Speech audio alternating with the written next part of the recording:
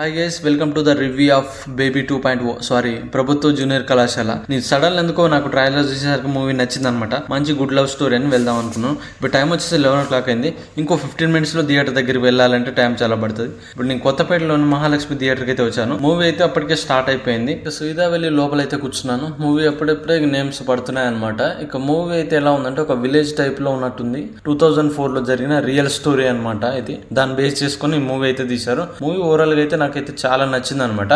మంచి good love story లెక్క ఉంది. 2004లో జరిగిన యథార్థ ఘటన ఆధారంగా తీసుకుని ఈ మూవీని అయితే తీశారనమాట. లవ్ కి అట్రాక్షన్ కి తెలియని వయసులో ప్రేమించుకున్న అబ్బాయి బయటకు వచ్చారా లేదా, తర్వాత కెరియర్ ని ఎలా చూసుకున్నారు అనే దాన్ని బట్టి మూవీ అయితే ఉంటది అనమాట. కొద్దిసేపటికి ఇక హీరోయిన్ అయితే వచ్చింది. హీరో ఎంట్రీ అయిపోయిన తర్వాత హీరోయిన్ కు అని లవ్ అట్రాక్షన్ కానీ మన ప్రతి ఒక్కరికి కనెక్షన్ అవుతుంది అనమాట. మన స్కూల్ డేస్ అయితే ప్రతి ఒక్కరికి గుర్తొస్తాయి.